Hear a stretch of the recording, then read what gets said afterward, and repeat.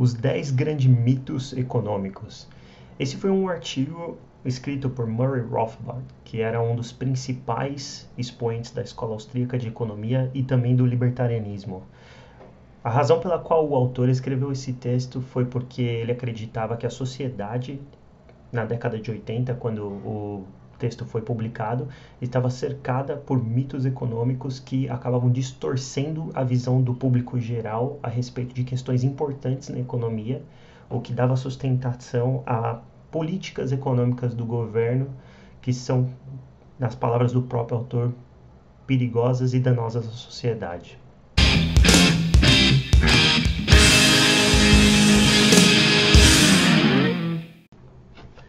Esse texto do Rothbard foi publicado pela primeira vez num newsletter do Instituto Mises americano, que eu vou deixar a descrição aqui depois para quem quiser ver o texto original, em 1984.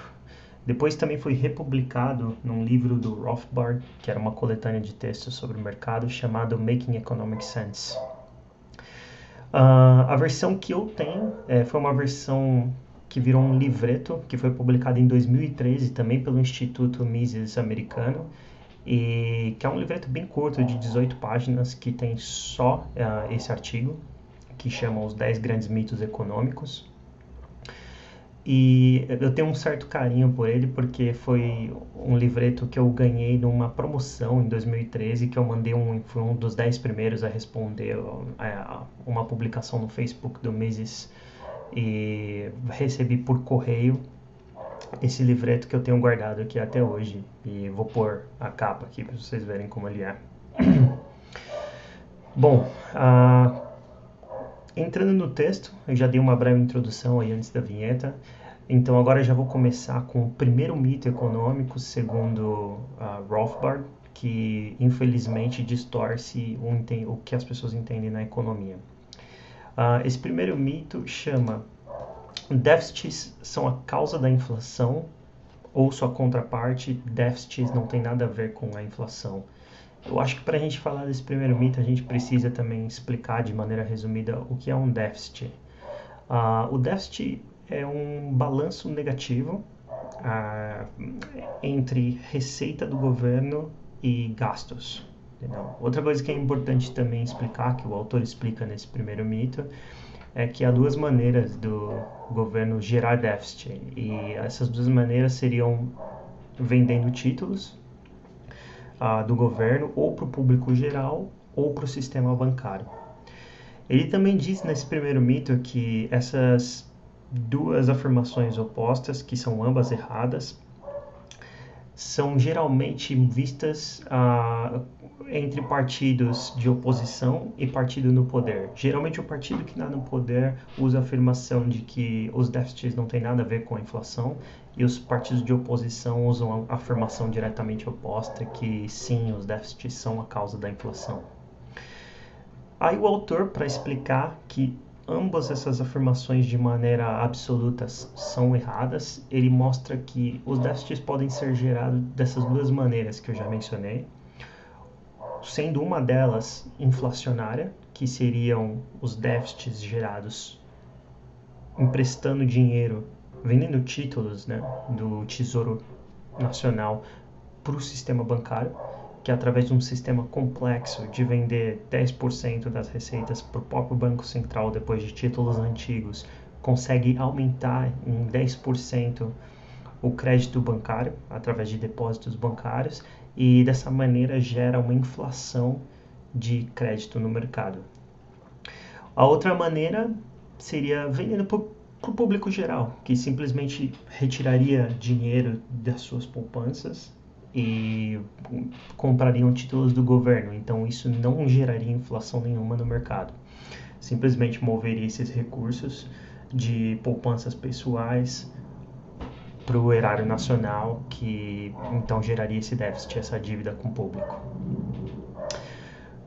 Bom, o mito número 2 que o autor comenta é o que os déficits não têm um efeito de crowding out. Em português é um efeito de deslocação no investimento privado. Para explicar o que é crowding out effect, aqui também é importante para esse segundo mito, é basicamente quando o governo disputa recursos com a iniciativa privada. E isso daí acaba gerando um aumento da taxa de juros e, consequentemente, diminui o investimento privado dentro da economia. As coisas custam mais caro e não há tanto incentivo quanto haveria com os juros mais baixos para empreendimentos privados. Ele argumenta que, na verdade, sim, os déficits têm um efeito de crowding out, de afetar e diminuir o investimento privado, porque o aumento das despesas governamentais, ou por meios inflacionários ou não, que foi o que a gente já falou nesse primeiro mito, vão afetar a poupança, entendeu? De qualquer maneira. Ou essa poupança vai ser desviada para financiar o governo, ou os preços vão aumentar e vai ter menos dinheiro disponível para investimentos privados. Isso, como o governo está disputando recursos com a iniciativa privada, vai aumentar a taxa de juros para investimento e vai causar uma diminuição dos investimentos privados. Então, os dois fatores sim estão relacionados. O terceiro mito é o de que o aumento dos impostos é uma cura para os gastos governamentais, para a dívida governamental. É engraçado que o autor começa já comentando que tentar curar um déficit aumentando impostos, cobrando mais dinheiro do público, é como querer curar uma bronquite dando um tiro na pessoa, que a cura é pior que a doença. E isso porque quanto mais dinheiro tiver disponível para a classe política, maiores serão os gastos. E ele até usa uma citação muito boa, que é a de que os gastos sobem de encontro à receita. Então, sempre que o governo arrumar algum meio de arrecadar mais, essa arrecadação extra não vai servir para cobrir o déficit, mas sim para aumentar os gastos. Ele até também faz um questionamento, ele pergunta: por que um imposto, entendeu, deveria ser melhor do que um aumento nos preços gerado pela inflação? E para validar, para solidificar essa argumentação, ele explica que quando você tem um aumento de preços, a pessoa que é afetada por isso, o consumidor final, ela paga esse preço maior, mas ela ainda consome a mercadoria. E do outro lado, se tem um aumento de impostos, esse aumento nos seus impostos simplesmente vai ser totalmente levado pelo governo. O governo vai ficar com todo o dinheiro do aumento dos impostos e você não vai ter nada. E o autor termina dizendo que a cura para o déficit governamental é simples, mas nunca mencionada nem cogitada. Simplesmente a cura para esse déficit seria o corte da verba governamental em qualquer lugar e em todos os lugares, de acordo com as palavras do próprio Rothbard. Bom, mas seguindo para o mito número 4, que é o mito de que sempre que o Banco Central aperta a oferta monetária, as taxas de juros sobem ou descem, e sempre que o Banco Central expande a oferta monetária, as taxas de juros também sobem ou descem. Então, aí o autor começa mostrando que existe uma confusão em relação a como o Banco Central gerencia a oferta de moeda no mercado e as consequências desse gerenciamento. Então, muitas vezes, ideias contraditórias são propagadas na mídia e no público, dizendo que se o Banco Central expandiu a oferta monetária, os juros aumentaram de acordo com isso, e outras partes dizendo que não, que aquilo causou uma diminuição nos juros. Daí em diante ele explica que, de maneira básica, se o Banco Central aumenta a oferta monetária no mercado, basicamente o que você está causando é uma expansão de crédito bancário e, consequentemente, você diminui o preço do crédito, que é a taxa de juros. Então, é o preço que você paga para ter um dinheiro que você não possui antes do tempo. E quando essa oferta é maior, porque o Banco Central disponibilizou mais crédito, você diminui o preço desse crédito. E do contrário, quando o Banco Central retrai e retira crédito em oferta no mercado, você diminui a oferta desse crédito, consequentemente o preço dele, ou seja, a taxa de juros, aumenta. As expectativas, né, da aumento ou diminuição da inflação, que seria o aumento ou diminuição da oferta monetária pelo Banco Central, é o que vai ditar as regras nesse caso e é o que vai influenciar o preço das taxas de juros para cima ou para baixo. Então, aí no caso, a gente tem uma ordem bem clara. Expansão monetária aumenta, taxa de juros diminui. Expansão monetária diminui, taxa de juros aumenta. Simplesmente uma oferta e demanda. Mas, seguindo, vamos para o mito 5, que é o mito: economistas, usando gráficos ou modelos computacionais avançados, podem acuradamente prever o futuro. E, bom, o autor argumenta que isso é um mito, porque a única coisa que se pode prever são tendências a curto prazo. Mas o grande problema é o longo prazo e as mudanças dessas tendências, que são simplesmente imprevisíveis, porque quando se fala de uma economia e de um mercado, nós estamos lidando com milhares, milhões de indivíduos com diferentes crenças, valores, vontades, ideias, dinâmicas que mudam o tempo inteiro, interagindo e dando o resultado final, que vai ser o estado do mercado da economia naquele determinado momento. Então, é impossível uma previsão a longo prazo e ainda mais uma previsão que considere quebras e mudanças de tendência. E ele até ironiza no final e diz que autores ou economistas que defendem a possibilidade de ter uma ideia concreta e sólida a respeito da economia no futuro não estariam trabalhando fazendo previsões, mas sim estariam no mercado ganhando trilhões em dinheiro. E, bom, movendo para o próximo mito número 6, que é o de que há um trade-off entre desemprego e inflação. E aí o autor mostra que essa ideia surge por causa do keynesianismo, do pensamento keynesiano. O pensamento keynesiano, no estágio inicial, de acordo com as palavras do próprio autor, defendia que o aumento do gasto governamental e do déficit público não causaria inflação, que isso não seria um problema, mas com o tempo eles foram provados errados e a inflação disparou com o aumento do gasto governamental. Então eles alteraram esse pensamento e chegaram na ideia de que existe um trade-off entre inflação e desemprego. Então, para criar emprego, de acordo com os keynesianos, você precisa aumentar o gasto público e o déficit, e o preço que se paga por isso é a inflação.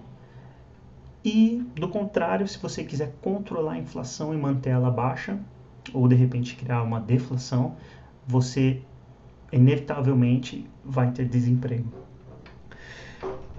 Essa ideia também surge, de acordo com o autor, por causa de um gráfico chamado Phillips Curve, que basicamente mostra que o desemprego e a inflação crescem em sentidos opostos.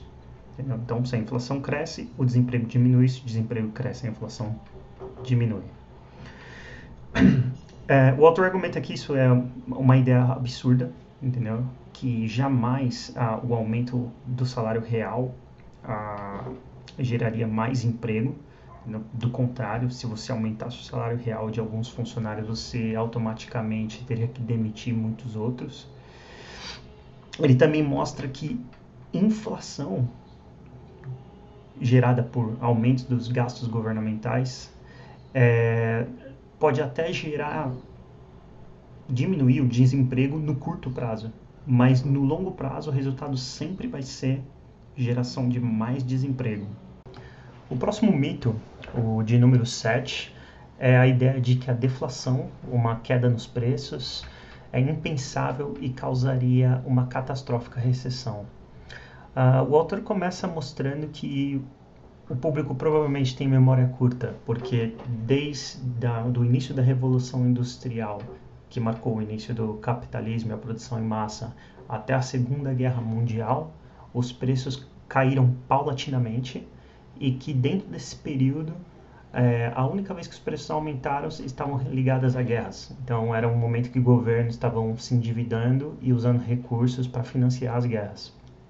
Ele também usa como exemplo de que a deflação, na verdade, é algo que significa prosperidade, a indústria de computadores, onde no começo computadores custavam caríssimo, milhões de dólares, e conforme a indústria se desenvolveu, a produção aumentou e o preço diminuiu cada vez mais, e foi uma indústria que estava prosperando. Então a conclusão dele é que a deflação, longe de significar uma catástrofe, na verdade significa que o país ou a economia está prosperando, vivendo uma bonança. O mito de número 8 é o de que o melhor imposto de renda é o de alíquota única, ou seja, removendo todas as deduções e isenções. Essa ideia defende que fazendo isso e estabelecendo um imposto de alíquota única, os impostos se reduziriam e beneficiariam a todos. O problema com essa ideia é de que ela pressupõe que isenções e deduções são algo amoral, algo que pertenceria ao governo e que está sendo removido de maneira esperta por certos contribuintes. Também consequência lógica disso é a ideia de que 100% da renda pertence ao governo e você, quando deduz algo ou se isenta de pagar, você está removendo a renda do governo e não protegendo a sua própria. Outro grande problema com esse sistema é que os verdadeiros beneficiados vão ser apenas os que pagam impostos integralmente. As pessoas que antes deduziam, por exemplo, despesas médicas, elas perderiam esse benefício e teriam que pagar os impostos, assim como qualquer outro cidadão. E também serve para as que se isentaram, né? As que tinham o benefício da isenção, que vão perder e agora vão também ter que pagar esse imposto de alíquota única. Outra coisa é que não há garantia nenhuma de que o governo, depois de estabelecer um sistema desse, remover as deduções e as isenções, não vai voltar no futuro a aumentar o nível dessa alíquota única. Inclusive o Rothbard mostra que historicamente, tanto no passado quanto no presente recente, o governo geralmente aumenta impostos e não reduz ou mantém o mesmo nível. O mito número 9 é o de que um corte no imposto de renda ajudaria a todos, o contribuinte e também o governo, já que esse corte aumentaria a arrecadação. Essa ideia pode parecer estranha, mas ela é fundamentada num gráfico que chama curva de Laffer, que defende a ideia de que existe um nível ótimo de cobrança de impostos e que, chegando nesse nível ótimo, o governo potencializaria a arrecadação.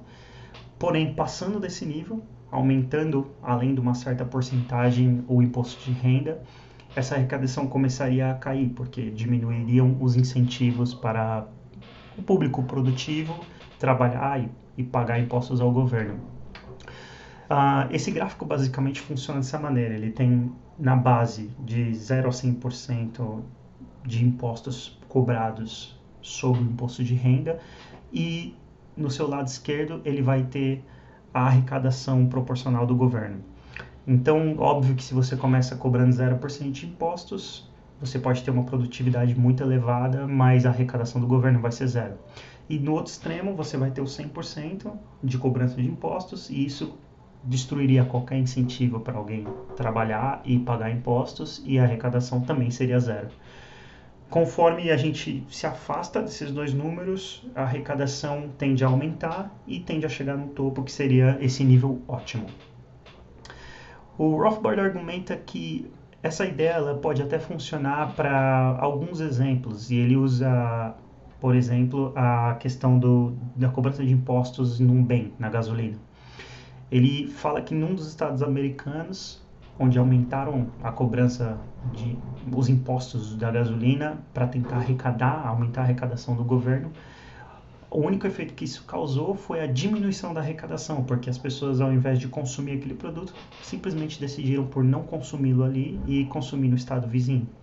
Então as vendas diminuíram e a arrecadação caiu no nível inferior ao que já era.